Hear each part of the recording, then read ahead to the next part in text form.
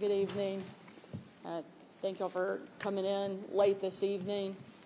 We are here in Northwest Arkansas, a community that has been absolutely heartbroken over the course of the almost last week. Our entire state is grieving for the tragic loss and senseless and horrific crime that's taken place in this area. One of the worst experiences that certainly I've ever had was making a phone call to the Brink family earlier this week. Nothing like that should ever take place. And for a family to have to go through and deal with that level of tragedy is something that no one should ever experience, and something that we never want to take place in our state.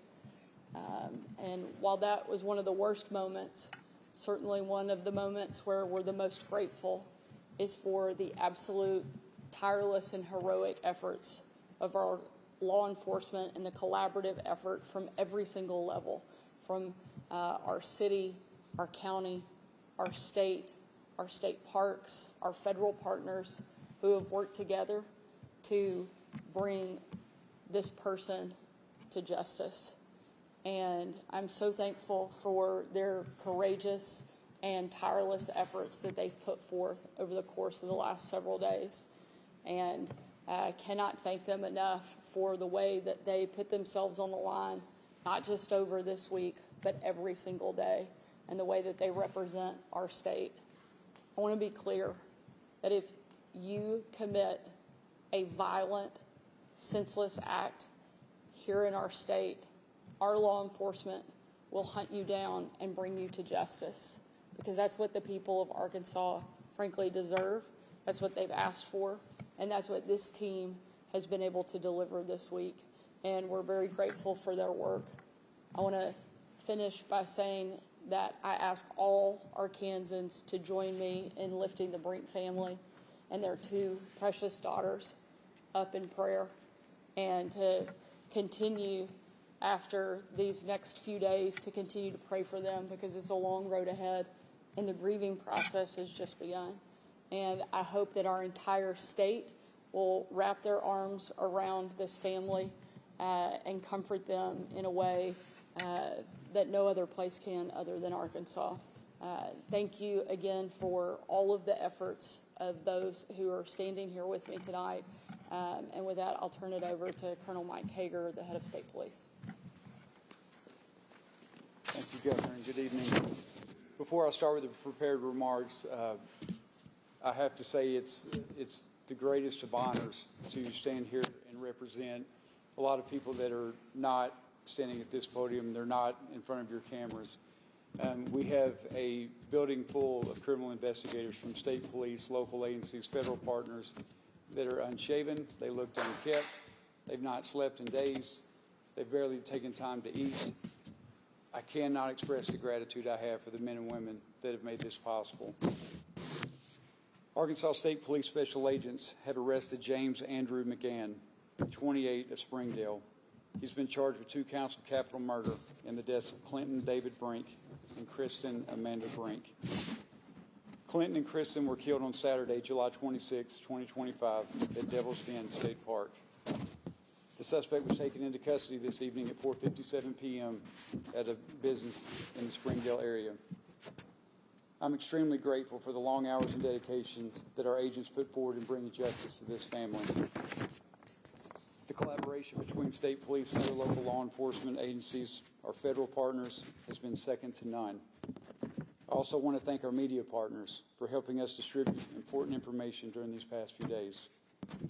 Because of their hard work and investigative skill, we were able to take a monster off the streets and bring relief to Clinton and Kristen's precious girls.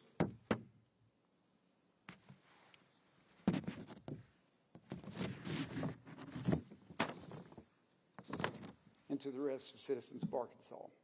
I'm going to turn it over now to Secretary Shayla.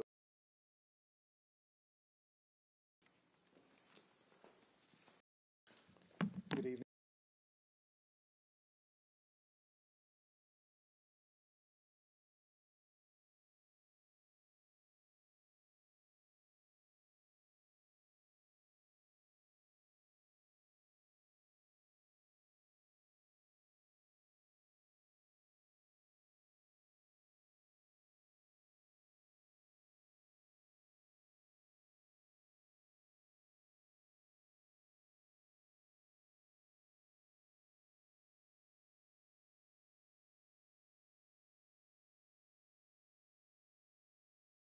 to the many partners who supported Arkansas State Parks during this time, especially the Arkansas Game and Fish Commission, the local law enforcement agencies, all that provided additional law enforcement coverage within our state park system.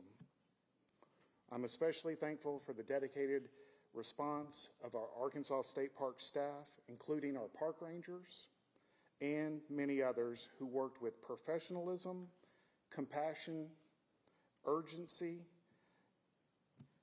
in the face of this very difficult situation. As always, the safety of our guests and staff will continue to be a top priority for Arkansas State Parks. At this time, I'll turn it back over to Governor Sanders for any questions that may be available tonight. Thank you. We'll take a couple questions if you guys have them. Before we ask you about the details of this person arrested accused of this, do you know when this news was delivered to the victim's family members? Yeah, I'm going to allow and ask some of the law enforcement who have been leading these efforts to step up and answer some of those specific questions. So the question was, were they notified or when? They were notified. This had to be Yes, they were notified just after we made the arrest.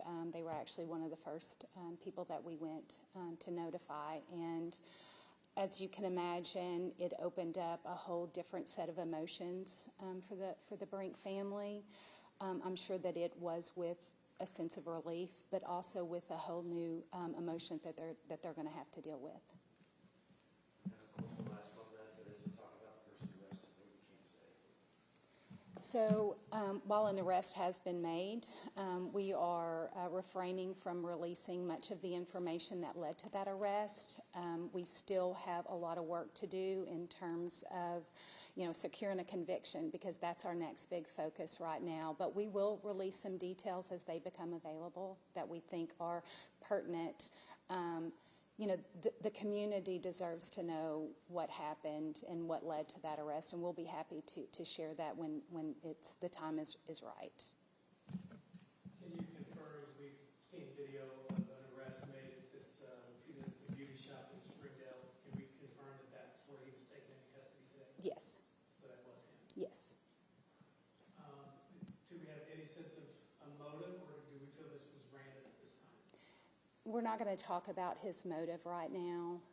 We're still exploring and determining exactly what that motive was. So it'd be a little premature for us to speak on that tonight. Anything on this gentleman's background here locally? We're getting word he might have been a youth teacher in the area. Is there anything of that sort that you can confirm for us tonight? So what I'll say is he just recently moved here and had gotten a job to work at a local school here. Do you know where he moved from? I believe it was Oklahoma. From Oklahoma. Yeah. Are you able to share where he was arrested specifically? It was the barber shop that this gentleman just mentioned. Did the public play a role in this arrest, or I'm just wondering how this happened? Do you have investigators that reported out there? How did we get to here? So I will say that the public was instrumental. When we pushed out the initial information, we were asking for any video. A lot of the video footage that we received was instrumental in helping us identify this particular subject. A lot of that was looking for a description of a vehicle. We know the description of how a vehicle was seized, it's being processed as evidence. The description seems to match up with what you recovered. That's correct, yes, sir. Can you talk about the calls, the tips?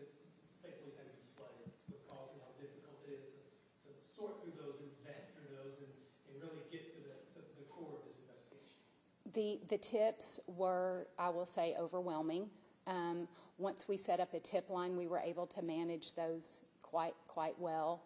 But when we have to have that public assistance, and when we opened up that tip line, we were able to see what the public was interested in helping us, and it was overwhelming. We were getting them from Washington State, we were getting them from Illinois. They were coming in across the country, so they were instrumental.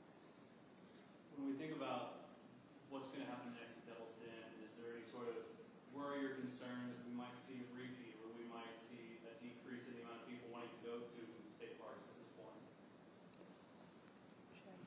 answer that.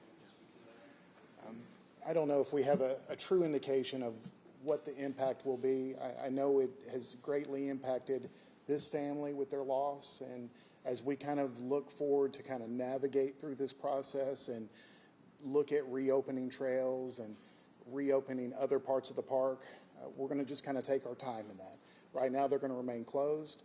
I want to make sure that the Brink family has time to grieve, go through this process, time for our staff to assess the situation, and then we'll reopen it at the appropriate time. Take maybe one or two last questions. We've asked for information, the overall assessment, could that include possible changes from maybe more surveillance cameras and stuff? It said that we need those, but things that we've been asked about. Sure. Even over the last few years, we are constantly in a process evaluating needs at our parks for safety and security, looking at technology as a tool, making sure our staff, our park rangers, our law enforcement officers are equipped with the tools and the training to be responsive to emergencies. Let this be the last one here. There's been, fine with people, and information has been pretty scarce. Can you talk to us a little bit about kind of the strategy behind that and why information was kind of hard to, or why you didn't want to share as part of the investigation? Sometimes when we share information, it actually creates a lot of running down trails that we don't want to go down. It actually hinders the investigation. As some of y'all are likely aware, there was a podcast that really, what we feel hurt the investigation. The interviews that were done were spreading information that we were using to help locate, because the last thing we wanted to do was for him to be alerted that we were onto him, so to speak. And so that we try to give information that's going to help us identify this person, but we don't want to give anything that we don't want them to go underground. We don't want them to go into hiding. And so that's why we were very deliberate with the information and really on the timing that it was delivered. So that was kind of the strategy.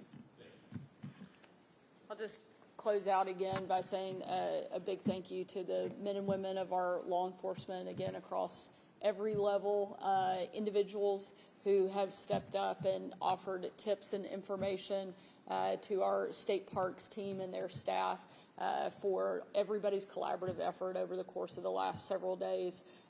And again, we ask that every Arkansan remember this family and lift them up in prayer and offer condolences and comfort to them in any way that you can. So thank y'all again, and again, appreciate our law enforcement and prayers for all of Arkansas. Thank y'all.